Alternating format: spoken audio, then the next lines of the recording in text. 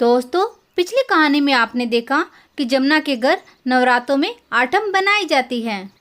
आठम के दिन मीना, रूपा, शीतल तीनों मिलकर काम करती हैं।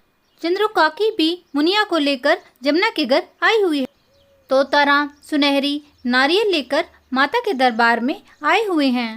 सभी कन्याओं का और दयाराम का इंतजार कर रहे हैं। कन्याएं भी समय पर आ जाती हैं, लेकिन अब सभी को इंतजार है दयाराम का। जमुना काकी दयाराम के समय न आने से बहुत क्रोधित है। दयाराम बाजार से सामान लेकर घर आ जाता है। अब आगे की कहानी देखिए क्या होता है। दयाराम, हे माता रानी, आज मोना की दादी के गुस्से से बचा ले। जमुना देवी, क्यों मोना के दादा, मिल गई आपको अपने दोस्तों से फुर्सत? दयाराम, हा हा हा हा। अरे जमुना देवी, तुम्हारे हुक्म के आगे किसी की कहाँ चलती है।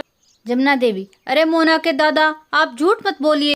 दयाराम, अरे मोना की दादी, मैं तो दोस्तों के साथ थोड़ी ही देर रुका था, बस उसके बाद सीधा बाजार गया हूँ। जमुना देवी, अरे मोना के दादा, आप मुझे पागल ना बनाएं। बिट्टू और सुदामा ने आपके बारे में मुझे सब बता दिया। आप अपने दोस्तों के साथ बातें करने में व्यस्त थे। दयाराम, अच्छा मैं अब समझा, यह मिट्टू और सुदामा है अपनी दादी के जासूस। अरे मोना की दादी, तुम क्यों गुस्सा होती हो? देखो आज तुम बहुत अच्छी लग रही हो।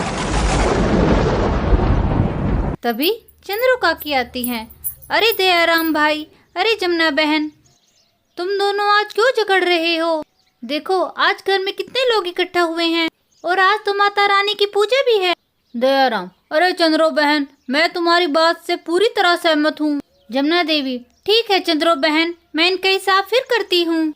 चंद्रो, हाँ जमुना बहन, गुस्सा छोड़ो और चलो पूजा के लिए चलो। माता की आरती का समय हो रहा है, फिर हमें कन्या भोज भी कराना है। चलिए दयाराम भाई, आप भी चलिए। दयाराम मन ही मन में, हे भगवान, आज तो चंद्रो बहन ने मेरी जान बचा ली। चंद्रो, तोताराम, दयाराम, जमुना काकी और घर के बाकी परिवार के लोग सभी पूजा में शामिल होते हैं। सभी प्रेम भाव से माता रानी की पूजा करते हैं। रिंकी, मोना, श्यामा कन्या भोज के लिए आई हुई हैं और इधर मिट्टू और सुदामा कन्याओं के लिए लाई गई टॉफियां देखकर कैसे भी करके टॉफियां लेने की योजना बना रहे हैं। सुदामा, देख मिट्टू भाई, हमें लड़की होके क्या मिला है? रक्षाबंधन हो या कन्या भोज, हमेशा इन लड़कियों का ही ध्यान दिया जाता है, लेकिन आज हम चुप नहीं बैठेंगे। जमुना, आओ सभी माता रानी की आरती ले लो। मीना, माता रानी की जय हो। जमुना और दयाराम माता रानी के आगे शीश झुकाते हैं और सभी का भला हो इसकी प्रार्थना करते हैं। हे माता रानी, मेरे दोनों बेटों पर अपना आशीर्वाद बनाए रखना। वो सरहद पर अपने देश की सुरक्षा करने के लिए गए हुए हैं। इसके बाद शीतल, चंद्रो और रूपा भी माता रानी का आशीर्वाद लेते हैं। चंद्रो, माता रानी की सदा ही जय हो। इसके बाद तोताराम नारियल लेकर माता के दरबार में आ जाता है। तोताराम, हे माता रानी, आप तो सब कुछ जानती हैं। हे माता रानी, कुछ चमत्कार कराकर मेरी जल्दी ही शादी करा दे। जाने अनजाने में मुझसे जो भी गलती हुई हो, मुझे उसके लिए क्षमा करे। तोताराम के बाद सुनहरी नारियल लेकर माता के दरबार में आती है और शीश झुकाकर माता रानी की प्रार्थना करती है। सभी माता रानी की प्रेम भाव से पूजा करते हैं। इसके बाद कन्याओं को भोज कराया जाता है। चंद्रो, श्यामा, रिंकी, शर्माओ नहीं, ये तुम्हारा ही घर है, अच्छे से खाना खाओ और तुम्हारे लिए और भी बहुत सारी टॉफियां मंगा रखी हैं। जमुना, मैं कन्याओं माता को देने के लिए पैसे ले आती हूँ। चंद्रो बहन, तुम तब तक इनके खाने का ध्यान रखना और मैं जाकर इन बहुओं को देखती हूँ, कहाँ गई तीनों की तीनों। मिट्टू, सुदामा भाई, देख रहे हो, लड़कियों को तो अब टॉफी के साथ पैसे भी दिए जाएंगे। अरे भाई सुदामा, कुछ तो तिगड़म लगाओ। सुदामा, चलो हम चंद्रू दादी से जाकर बात करते हैं। मिट्टू, अरे दादी माँ, हमें भी कन्या भोज करना है। चंद्रू, अरे मिट्टू, तुम कैसी बातें कर रहे हो? मिट्टू, सुदामा, दादी माँ ऐसे नहीं मानेंगी। अरे मिट्टू, सुदामा, तुम भी खाना खा लो। और कन्या पूजन तो लड़कियों का किया जाता है, लड़कों का नहीं। तुम अच्छे से खाना खा लो और फिर उसके बाद काम में हाथ बटाओ।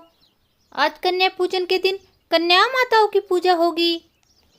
मिट्ठू, अरे सुदामा, हम लड़की बनकर लड़कियों की टोली में घुस जाते हैं, तभी हमें खाने की टॉफी और पैसे मिलेंगे। मिट्ठू और सुदामा कन्या भोज में पहुंच जाते हैं और इधर मोगली भूख से परेशान छत पर खड़ा है। मोगली, अले मैंने 2 दिन से खाना नहीं खाया है, देखो नीचे कितने अच्छे अच्छे पकवान रखे हैं। मन तो करता है इन्हें नीचे जाकर खा लूं, लेकिन मैं नीचे गया तो छपमेली बहुत पिटाई करेंगे। चलो मैं चुपके चुपके जाने की कोशिश करता हूँ। मोगली नीचे जा ही रहा होता है कि उसे किसी के आने की कदमों की हार सुनती है। रूपा, तुम सभी अच्छे से खाना खाओ, मैं तुम्हारे लिए और लेकर आती हूँ। मोगली, अले भागो यहाँ से, इससे पहले कि मैं पकड़ा जाऊँ। मोगली पकड़े जाने के डर से वापस छत पर चला जाता है। मोगली, अले भूख के मारे मेरे तो पेट में दर्द हो गया है। मोगली छत पर लेटकर अपनी माँ को याद करके रोने लगता है। अले मैं अपनी माँ से नाराज होकर क्यों आ गया, मेरी माँ तो मुझे कभी भूखा नहीं रहने देती थी। और इधर रूपा को एहसास होता है कि वो जंगल का प्राणी उन्हीं के घर में आया हुआ है। रूपा, अरे मुझे ऐसा क्यों लग रहा है कि जैसे कोई सीढ़ियों से नीचे आ रहा था।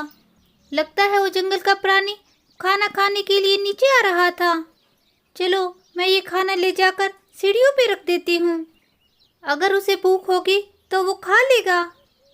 रूपा थाल में बहुत सारा खाना लेकर सीढ़ियों की तरफ चल पड़ती है। मैं इस खाने की थाली को सीढ़ियों पर रख देती हूँ। चलो थाल तो मैंने रख दिया, अब मैं नीचे चली जाती हूँ। अगर मैं यहाँ खड़ी रही तो प्राणी आकर कभी भी खाना ना खाएगा। ये कहकर रूपा सीढ़ियों पर खाने की थाली रखकर वहाँ से चली जाती है। रूपा, हे माता रानी, उसकी रक्षा करना, लगता है वो अपने घर से भटक गया है, तभी बेचारा गांव में घूम रहा है। ऐसा कहकर रूपा घर के अंदर चली जाती है और इधर मोगली छत पर लेटा अपनी माँ को याद कर कर रो रहा है।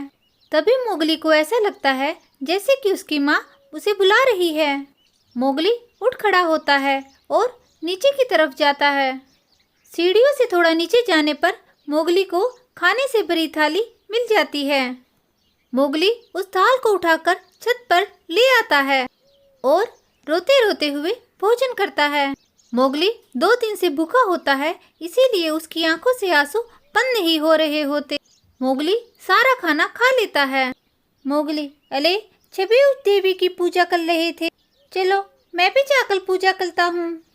मोगली सीढ़ियों से नीचे आकर माता रानी के दरबार में प्रार्थना करता है।